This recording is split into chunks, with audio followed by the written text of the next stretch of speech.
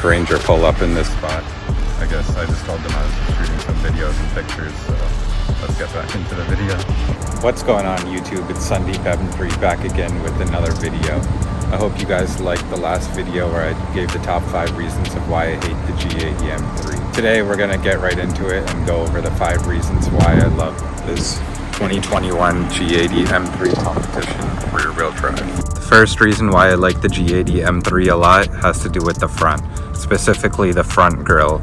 I know a lot of you guys probably didn't like it in the beginning when you first saw it, or maybe you still don't even like it. But once you see it in person and keep seeing all these newer cars have bigger grills as well, it just starts to grow on you. I didn't like it first in the beginning, but when I went to BMW Mount Laurel in about 2021, they had a launch event where they had one white manual M3 there. And when I saw it in person, it looked a lot better than the pictures and leaks that I saw online. It's really dominant and aggressive and stands apart from all other Beamers as well. Like if you see 3 Series, 5 Series, everything has like the same small kidney style grills that just go in the front.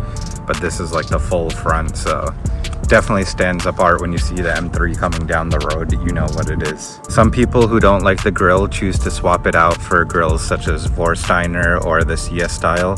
You can get them in gloss black or carbon. They're pretty good fitment and everything. I'm not really a fan of them. I like the OEM style look paired with the air ducts and the front lip, but that's just my personal preference. Or there's the people who end up swapping the whole bumper to the Adro one. I don't like that one either. That just looks like a fisheye, so I just prefer the OEM one.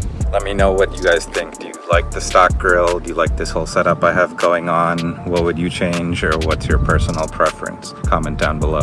The second thing I really like about the G80 M3 has to do with the power. It's a complete beast on the street or track, pushing almost 500 wheel in torque, just stock. No tunes, nothing. Whatever gear you're in, whatever miles per hour you're at, as soon as you floor it, you're just gone.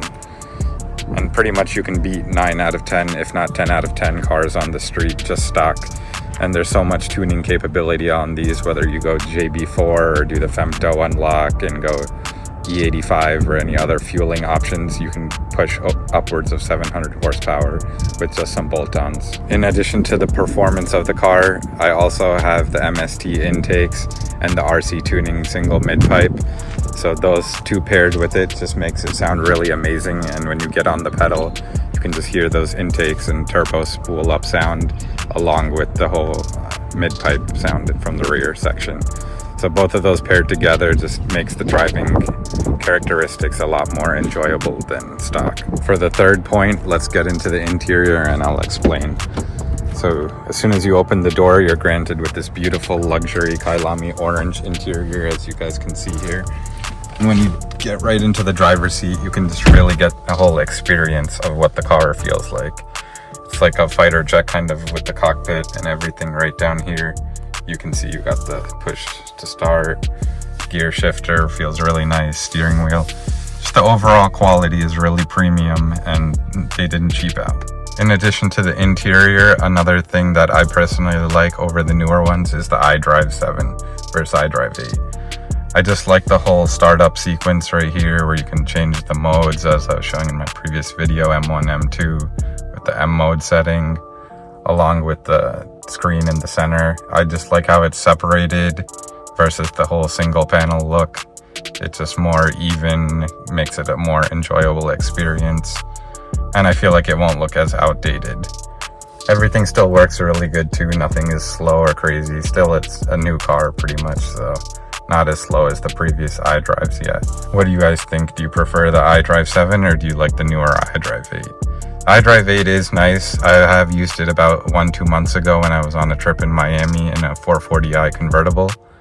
It was pretty nice, but trying to figure out how to use everything and trying to reach for the screen consistently is more of a headache, just to do all these things where you have all the button layouts here, as well, just simple keys for the AC climate controls and your favorite presets and things like that.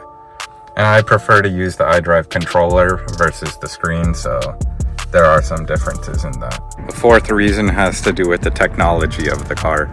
It's pretty amazing actually. If you see, I have an Apple Watch Ultra 2 on, the car is unlocked right now, I can just put my arm right up to the door and it locks. Mirrors fold, signaled locked. Really easy. You don't need to carry your key as long as you have the phone on you. That's fine. So I just walk up right now. You can see it's locked. Hold out my arm right there, unlocks the car. It's pretty crazy how you can do that these days with technology. I knew a lot of newer cars like the Teslas and everything almost now pretty current has these features, but it was something nice to see for 2021.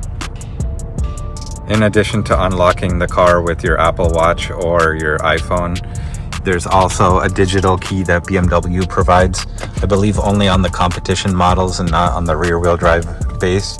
So it's like a little credit card you guys can see right here, fits in your wallet.